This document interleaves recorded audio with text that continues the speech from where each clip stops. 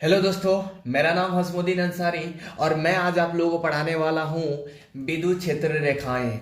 जैसे कि पहले वीडियो में इससे पहले वाला जितना भी टॉपिक्स है मैं पढ़ा चुका हूँ और मैं आज आप लोगों को पढ़ाने वाला हूँ विद्युत क्षेत्र रेखाएं और इसके अलावा भी बहुत कुछ। तो देखते हैं सबसे पहला टॉपिक विद्युत क्षेत्र रेखाएं क्या है।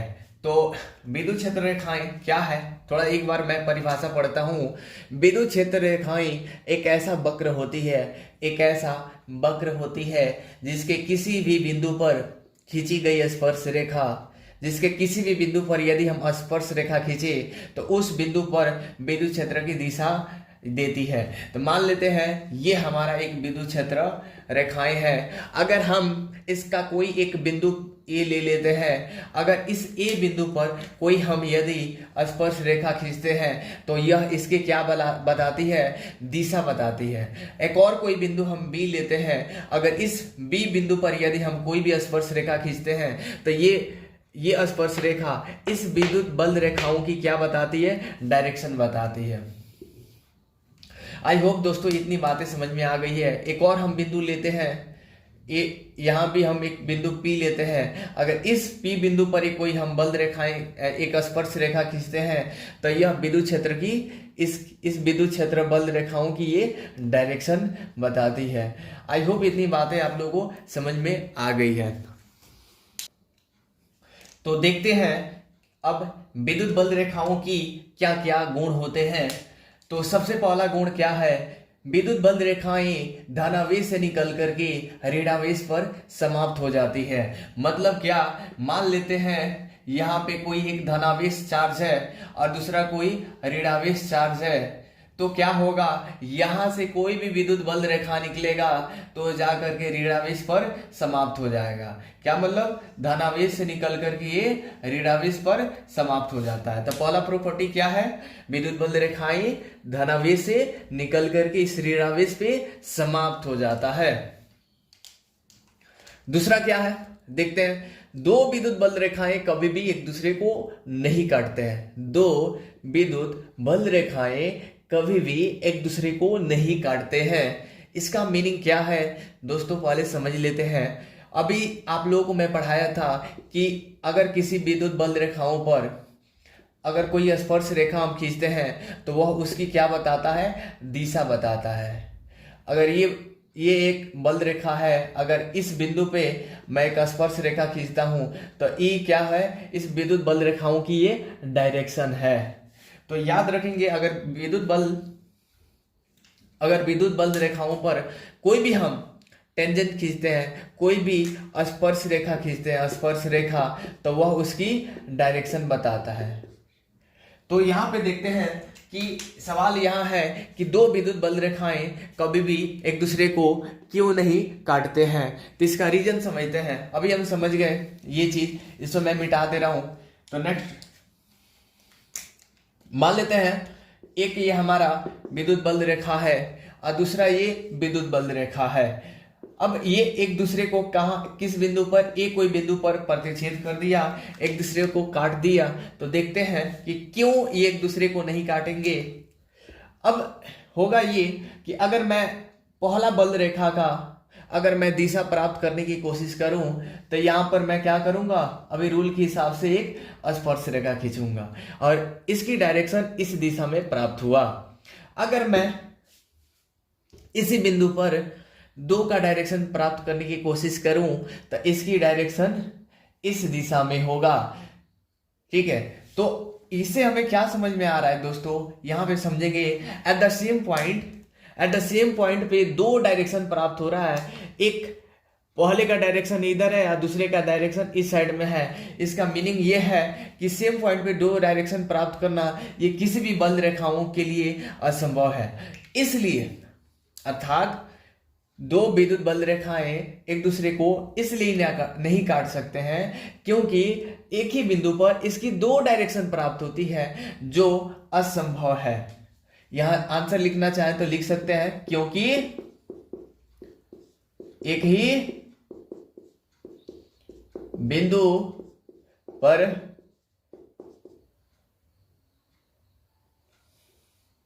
क्योंकि कटान बिंदु पर विद्युत बल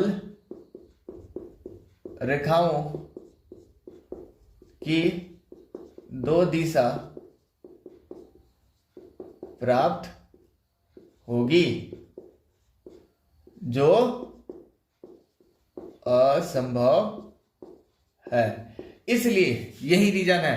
और ये वीवीआई है, ये जो इसकी विशेषता है, इसका गुण है, ये वीवीआई है। कई बार यही क्वेश्चन पूछ दिया जाता है कि दो विद्युत बल रेखाएं कभी भी एक दूसरे को नहीं काटते हैं। अगर ऐसा आ जाएगा क्वेश्चन तो आप लिखिएगा दो विद्युत बल रेखाएं एक दूसरे को इसलिए नहीं काटते हैं क्योंकि कटान बिंदु पर विद्युत बल रेखाओं की दो दिशा प्राप्त होती है। यहां आप देख सकते हैं जो इसके लिए असंभव है।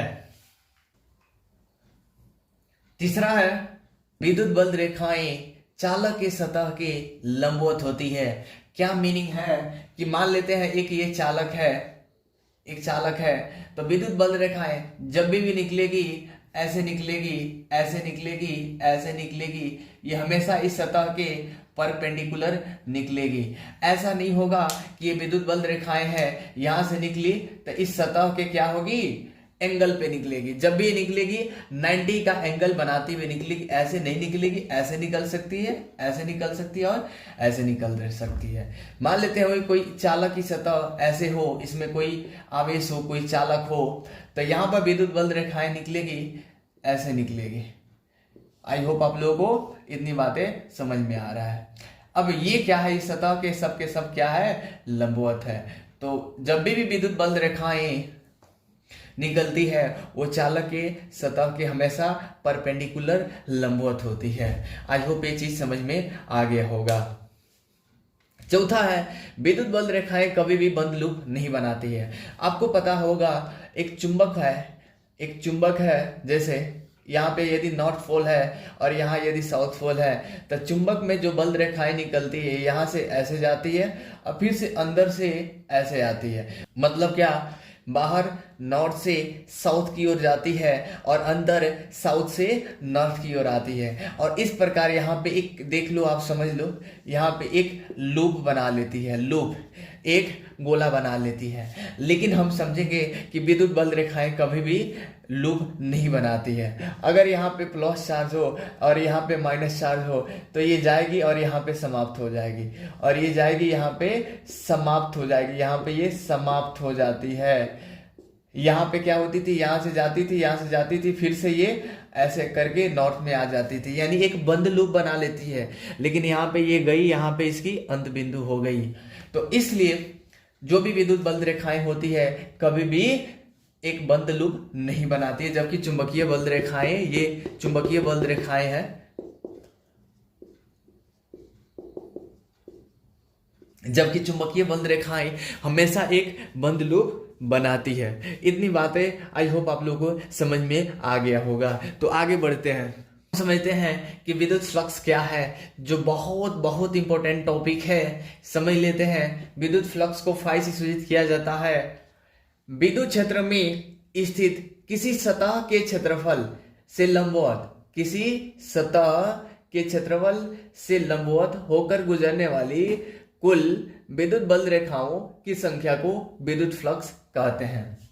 मैं मानकर चला हूं कि आपको इतनी से नहीं समझ में आया, तो मैं क्या करूंगा, चलो देखते हैं। हम लोग एक कोई सतह लेते हैं। ये मान लेते हैं एक कोई एक सतह है हमारा, एक पृष्ठ है, एक कोई सतह है। अब क्या करेंगे, यहां पे मान लेते हैं कोई विद्युत बल रेखा है, यहां से कोई आवेश है, कोई आवेश जिसकी वजह से प्लस क्यू आवेश है, यहां से कुछ क्षेत्र रेखाएं, बल रेखाएं निकल रही है। अब यहां से जो बल रेखाएं निकल रही है, थोड़ा समझ लेते हैं दोस्तों। अब इसे होकर जितनी होकर गुजरेगी विद्युत बल रेखाएं, इस सतह से होकर जो भी विद्युत बल रेखाएं होकर गुजरेगी, इन विद्युत बल रेखाओं की संख्या को हम क्या कहेंगे, विद्युत फ्लक्स कहेंगे। क्या मतलब, किसी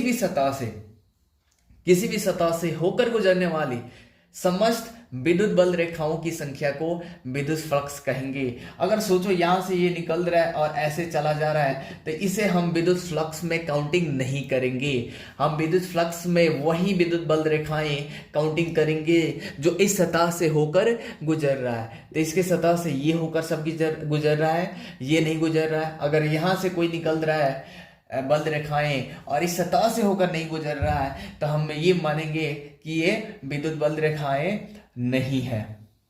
तब ये हम मानेंगे कि यह विद्युत फ्लक्स में इंक्लूड नहीं है। हमें पता है कि विद्युत फ्लक्स को फाई ई से सूचित करते हैं, क्योंकि इलेक्ट्रिक फ्लक्स है इसलिए फाई ई देते हैं, इलेक्ट्रिक फ्लक्स है। एक और आप लोगों को पढ़ने को मिलेगा आगे जिसको हम चुंबकीय फ्लक्स बोलेंगे, तो चुंबकीय फ्लक्स को फाई बी के नाम से जानते हैं। तो देखते हैं दोस्तों आगे। अब इसका एक हम लोग फॉर्मूला निकालते हैं। तो इसकी फॉर्मूला क्या होता है, एक और मैं यहां पे फिगर बनाता हूं। मान लेते हैं इससे होकर जो गुजर रहा था विद्युत क्षेत्र ई है और इसका जो एरिया वेक्टर है, याद रखिए मैं आपको नहीं पढ़ाया हूं एरिया वेक्टर क्या है, लेकिन बता दूं एरिया वेक्टर हमेशा सतह के परपेंडिकुलर होता है, हमेशा सतह के लंबवत होता है। ये जो हमारा व्हाइट बोर्ड है तो एरिया वेक्टर क्या होगा, इस सतह के परपेंडिकुलर आपके तरफ होगा, ठीक है। तो कोई भी सतह हो एरिया वेक्टर क्या होगा, उसके परपेंडिकुलर होगा। तो मान लेते हैं ये विद्युत बल रेखाओं की डायरेक्शन ये है और इसका एरिया वेक्टर ये है और इनके बीच का जो एंगल है क्या है, थीटा है। एरिया वेक्टर यानी ये भी एक सदिश है और ये भी एक सदिश है। तो क्या होगा दोस्तों, आप लोगों को पता होगा कि फाई बराबर होता है ई डॉट ई वेक्टर और डॉट डी ए वेक्टर होता है। फाई ई बराबर क्या होगा, ई वेक्टर और डॉट डी ए वेक्टर होता है। ये चीज याद रखेंगे। अब इसको मैं यहाँ पे थोड़ा सा और मैं आगे बढ़ाने की कोशिश करूं, इस चीज को यहाँ अगर लाऊं तो क्या होगा दोस्तों, फाई ई बराबर ई वेक्टर और डॉट डी ए वेक्टर होता है। आपको पता होगा, आप लोग पढ़े होंगे कि जैसे अगर ए वेक्टर और डॉट वी वेक्टर हो तो ये वेक्टर का चिन्ह हटता है तो क्या होता है, ए बी कॉस थीटा होता है। अगर आप वेक्टर नहीं पढ़े हैं 11th में तो ये चीज समझने में थोड़ी दिक्कत हो सकती है। अगर मान लेते हैं ये वेक्टर है और क्रॉस वी वेक्टर है तो क्या होता है, अगर ये क्रॉस का चिन्ह हटता है और सदिश के परिमाण सदिश को हटाते हैं तो क्या होता है, ए बी साइन थीटा होता है। आई होप इतनी बातें समझ में आ गई होगी। अगर आपको ये चीज नहीं पता है तो ये मानकर चलिएगा अगर डॉट होगा तो ए बी कॉस थीटा होता है और बीच में गुणा यानी क्रॉस का चिन्ह लगता है तो ए बी साइन थीटा लगता है। तो यहाँ हम देख सकते हैं कि ये क्या है, डॉट है। तो डॉट यहाँ पे यदि इसका हम मैग्नीट्यूड का परिमाण का मान निकालने की कोशिश करें तो क्या होगा, ई और डी ए होगा और कॉस थीटा होगा। कॉस थीटा इसमें क्या है, इन दोनों वेक्टर के बीच का थीटा है। ये ई और ए के बीच का थीटा है, जहां पे ये लिख सकते हैं ई क्या है, विद्युत क्षेत्र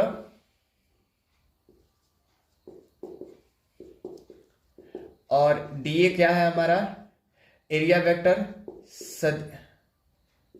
सदिश क्षेत्रफल और थीटा क्या है, ए वेक्टर तथा ए वेक्टर के बीच का कोण।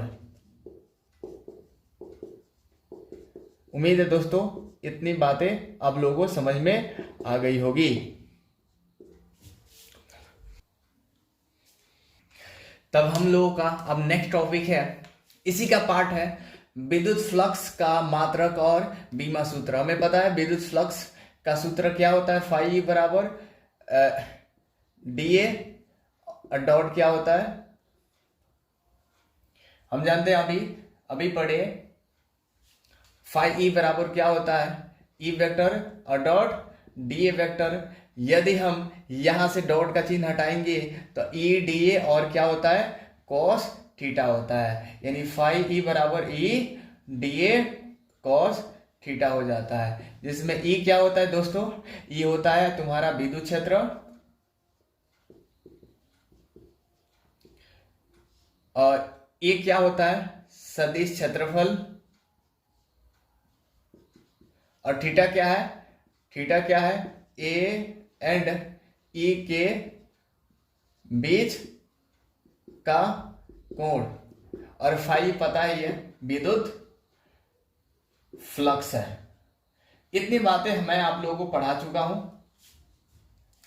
अब हम जानने की कोशिश करेंगे कि विद्युत फ्लक्स का मात्रक क्या होता है और इसका बीमा सूत्र क्या होता है। तो सबसे पहले हम इसका मात्रक देख लेते हैं। तो मात्रक के लिए हम क्या करेंगे, फाई ई बराबर क्या होता है ई और डी ए, ठीक है, ई डी ए होता है, और मान लेते हैं ये चूंकि कॉस थीटा का कोई मात्रक नहीं होता है, तो हमें पता है, हम जानते हैं कि ई बराबर होता है एफ बटे क्यू, यानी बल बटा आवेश, और ये है हमारा क्षेत्रफल ए। तो हमें पता है कि एफ का मात्रक क्या होता है न्यूटन होता है, और ए का क्षेत्रफल का मात्रक क्या होता है मीटर स्क्वायर, और क्यू का मात्रक क्या होता है बटा कूलाम।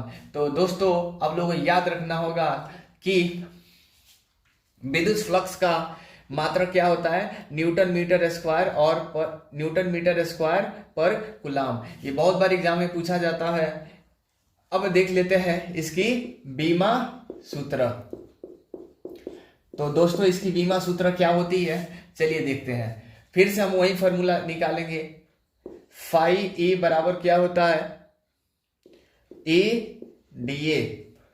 ई का क्या होगा बोलिए, तो ई का बीमा सूत्र ऐसे निकाल सकते हैं एफ बटे क्यू है, और ए का ये है, तो एफ का बीमा सूत्र होता है एम एल टी के power minus M L T के पावर माइनस 2, और ए का बीमा सूत्र क्षेत्रफल है तो एल स्क्वायर होगा, और बटा क्या होगा क्यू, क्यू का होता है ए टी।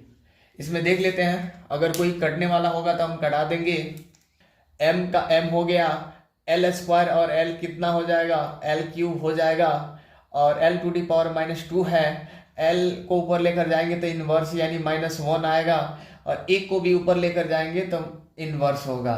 तो इस चीज को यदि हम लिखे तो एम एल क्यूब टी के पावर -3 और ए इनवर्स होता है। इतनी बातें आप लोगों को याद रखना है, चाहे तो आप याद रख सकते हैं और चाहे तो आप कैलकुलेट करके निकाल सकते हैं। तो नेक्स्ट टॉपिक की ओर हम बढ़ेंगे। तो समझते हैं कि विद्युत द्विध्रुव क्या होता है, इसका परिभाषा क्या है। जब परिमाण में समान, जब कोई आवेश ऐसा हो जिनकी परिमाण क्या हो, जिनका मैग्नीट्यूड समान हो लेकिन विपरीत प्रकृति के हो, यानी विपरीत प्रकृति का मतलब क्या हो, एक के पास प्लस हो तो दूसरे के पास माइनस चार्ज हो, लेकिन उन दोनों का मैग्नीट्यूड क्या होना चाहिए समान होना चाहिए। वाले दो आवेश बहुत कम दूरी पर हो, जब दो आवेशों का जो परिमाण हो वो समान हो लेकिन विपरीत प्रकृति हो, एक के पास प्लस और दूसरे के पास माइनस, और वो बहुत कम दूरी पर हो, तो इस आवेश युग्म को द्विध्रुव कहते हैं। अब ऐसा कौन सा दो आवेश है जिनके आवेशों के बीच का जो परिमाण है समान है लेकिन उनकी प्रकृति अलग अलग है। तो ये एग्जांपल में जैसे हम देख सकते हैं HCl देख सकते हैं, NaCl देख सकते हैं। कैसे हम देख सकते हैं, जब इसको हम किसी बीकर में लिक्विड किसी जल में डालते हैं तो ये H आयन और प्लस Cl आयन क्या होता है एक दूसरे से अलग हो जाता है यानी टूट जाता है, यानी इसका जो पॉजिटिव होता है और निगेटिव होता है वो अलग हो जाता है। अब आप समझ सकते हैं कि दो आयन्स अगर किसी लिक्विड में हो यानी प्लस आयन और माइनस आयन, तो उनके बीच की दूरी कितनी कम होगी, यानी ये मॉलिक्यूल्स की बात है। ये आयन्स क्या होता है इतना छोटा होता है कि हमें दिख भी नहीं सकता है। तो इन्हीं सब आयन्स की बात की जा रही है, H की आयन, इसी आयन्स की बात की जा रही है। हाइड्रोजन आयन्स या क्लोरीन आयन्स या NaCl को जब हम पानी में डालेंगे तो यहाँ भी Na+ का आयन और Cl- का आयन इसका उदाहरण है। क्या होता है देखते हैं। अब एक के पास प्लस चार्ज होता है और दूसरे के पास माइनस चार्ज होता है, और इनके बीच की दूरी को इसमें याद रखेंगे, इनके बीच की दूरी को इसमें 2a से सूचित करते हैं। किसे जी? 2a से यहाँ की दूरी को हम 2a से सूचित करते हैं। ऐसा क्यों किया जाता है? अब मैं समझाने की कोशिश कर रहा हूं। इसको हम a भी मान सकते हैं। अगर a मान लेंगे तो यहाँ से यहाँ की दूरी a/2 होगी और यहाँ से यहाँ की दूरी a/2 होगी। इसलिए इजी के लिए हम क्या मानते हैं, यहाँ से यहाँ की दूरी के लिए हम क्या मानते हैं, a और a। और ये इसका जो होता है अक्ष होता है। क्या होता है दोस्तों? इसका अक्ष होता है। इसका 2 प्रकार का अक्ष होता है, याद रखेंगे। इस वाले अक्ष को, यानी इस अक्ष के समांतर अगर कोई चीज होगा तो इसको कहा जाता है अक्षीय स्थिति,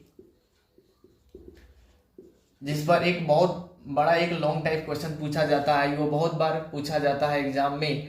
और ऐसे जो होगा, ऐसे इसके लंबवत, तो इसको क्या कहा जाता है, निरक्षीय स्थिति। तो याद रखेंगे, ये जो होगा इस अक्ष के जब समानांतर अगर कोई भी वस्तु होगा तो इसको कहा जाएगा अक्षीय स्थिति। और इसके परपेंडिकुलर यानी लंबवत, ये जो मैं बना रहा हूं, अगर ऐसा होगा तो उसे हम निरक्षीय स्थिति कहेंगे। और इसके बीच वाले से एक यहाँ और यहाँ की दूरी क्या होती है, बराबर होती है। ये चीज ध्यान में रखेंगे। किसी किताब में इसको L से माना जाता है, किसी किताब में A से, तो याद रखेंगे। तो यहाँ हम A ले लिए हैं, अगर ये A है और ये भी A है, तो यहाँ से यहाँ की दूरी क्या होगा, 2L होगा। इतनी बातें उम्मीद है दोस्तों आप लोगों को समझ में आ गई होगी।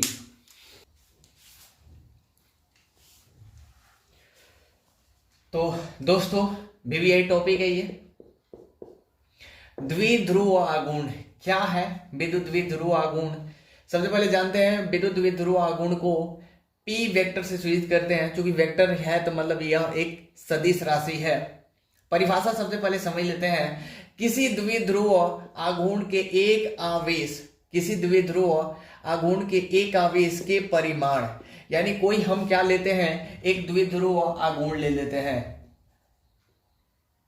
आवेश के परिमाण क्या करते हैं, सबसे पहले हम एक द्विध्रुव ले लेते हैं। अभी मैं आप लोगों को पढ़ाया कि द्विध्रुव क्या होता है। अभी पढ़ाया द्विध्रुव एक ऐसे पदार्थ का गुण होता है जिसमें एक के पास प्लस होता है, दूसरे के पास माइनस होता है। दोनों का परिमाण क्या होता है, समान होता है। और इनके बीच की दूरी को हम क्या मानते हैं,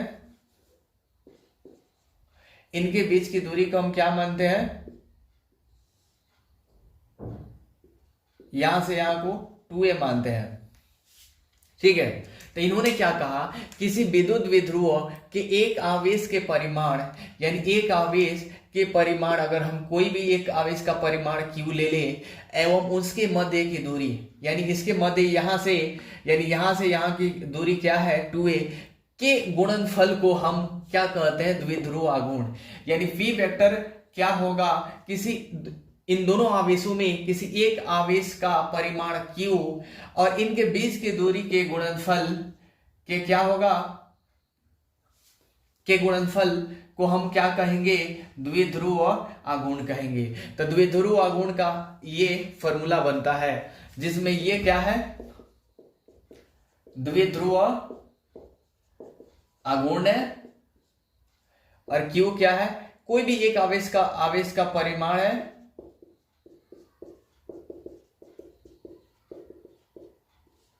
और ये क्या है 2a क्या है, दोनों आवेशों के बीच की दूरी है। इतनी बातें आई होप आप लोगों को समझ में आ गई होंगी। अब देखते हैं इसका मात्रक एवं बीमा। तो इसका मात्रक और बीमा क्या होता है समझते हैं। अभी हम लोगों ने देखा कि P बराबर क्या होता है, Q इंटू 2L। अब देखते हैं इसका सबसे पहले मात्रक। तो P का मात्रक क्या होगा, आप अनुमान लगाइए। Q का मात्रक होता है कूलम, और यहां से यहां की जो दूरी 2a है, एक प्रकार की दूरी है, यानी दूरी का मात्रक क्या होता है, मीटर, यानी इसका मात्रक क्या होगा, कूलम मीटर।